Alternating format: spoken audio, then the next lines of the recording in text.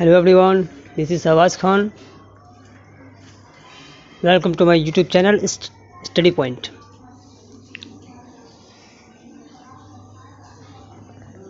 आज हम लोग CBSE political science chapter 1 power sharing का मैप देख लेते हैं।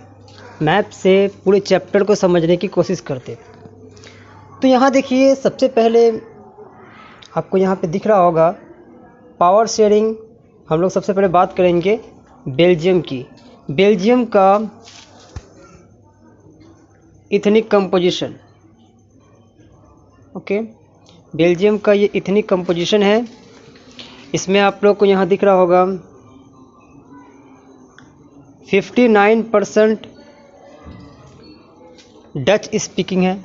59% लोग जो डच बोलते हैं वो फ्लेमिश रीजन में रहते हैं, और ये लोग बैकवर्ड है।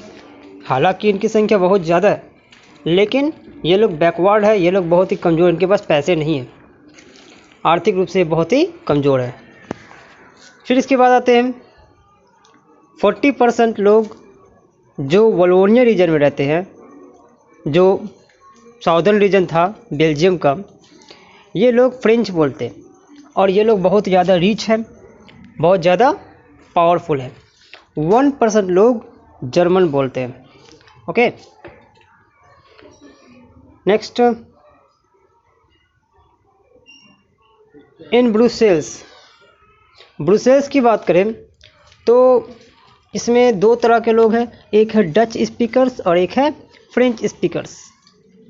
एकोमोडेशन में देखते हैं amendments in the constitution 1970 to 1993। 1970 से लेकर के 1993 के बीच इन्होंने 4 बार, जैसा हमने पढ़ा था कि 4 बार इन्होंने अपने कॉन्स्टिट्यूशन को अमेंड किया था। और इन्होंने एक नया मॉडल, जिसको बेल्जियन मॉडल के नाम से जाना जाता है, एक नया मॉडल दुनिया के सामने रखा, जिसमें इन्होंने क्या किया, equal number of ministers from Dutch and French community. Dutch community से भी और फ्रेंच कम्युनिटी से भी, यानी सेंट्रल गवर्नमेंट जो बनेगा उसमें नंबर ऑफ मिनिस्टर्स जो होंगे वो डच के मिनिस्टर्स और फ्रेंच के मिनिस्टर दोनों ही इक्वल नंबर पे होंगे।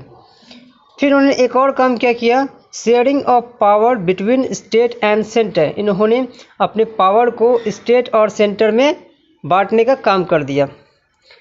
नेक्स्ट है ब्रुसेल्स, इक्वल रिप्रेजेंटेशन। ब्रुसेल्स में भी इन्होंने एक अलग से सरकार बनाया। ब्रुसेल्स की अपनी खुद की सरकार थी, और उसमें फ्रेंच और डच दोनों के इक्वल नंबर ऑफ रिप्रेजेंटेशन थे।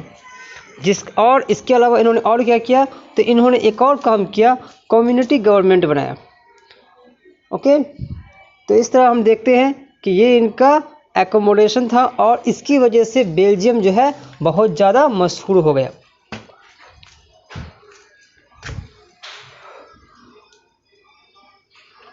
अब आते हैं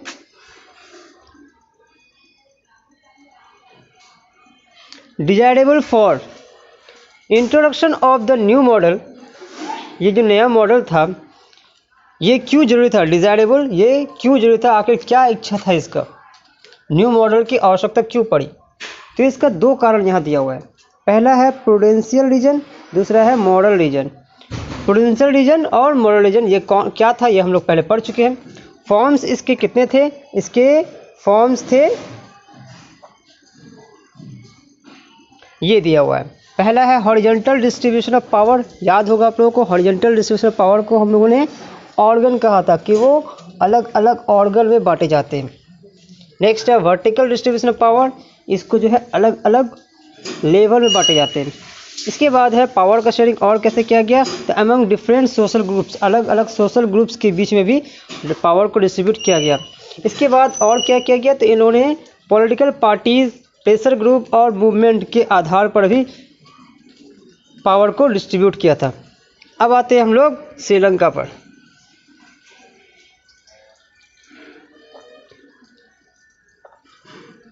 ये रहा श्रीलंका। श्रीलंका इसका इथनिक कंपोजिशन है। सिन्हाल स्पीकर्स जो 74% थे, ये लोग बुद्धिस्ट थे, यानी बौद्ध धर्म को मानते थे। अगला तमिल स्पीकर्स जो है वो 18% थे, और अगला जो है क्रिश्चियन थे। 7%। तो इस तरह क्या देखते हैं कि तीन लैंग्वेज के बोलने वाले लोग हो गए। एक हो गए सिन्हाल स्पीकर्स, एक है सिन्हाल स्पीकर जो 74% है, ये लोग मेनली बुद्धिस्ट धर्म को मानते थे। तमिल स्पीकर्स ये 18% थे, इनमें हिंदू और मुस्लिम दोनों था। और क्रिश्चियन जो 7%। अब तमिल स्पीकर्स में फिर आते हैं हिंदू और मुस्लिम। हिंदू मुस्लिम फिर दो कैटेगरी में बढ़ता है, एक है श्रीलंकन तमिल्स और एक है इंडियन तमिल्स। ओके, अब श्रीलंका जो है, हम लोग जैसे पढ़े थे, श्रीलंका ने क्या किया, अपने देश में एक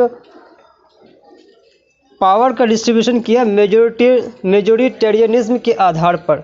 इन्होंने 1956 में एक एक्ट बनाया और इसके अनुसार इन्होंने क्या किया कि सिन्हाल को ऑफिशियल लैंग्वेज बना दिया।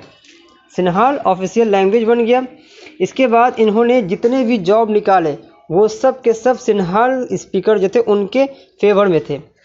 फिर इन्होंने क्या किया, इन्होंने बुद्धिज़्म का प्रमोशन करना शुरू कर दिया और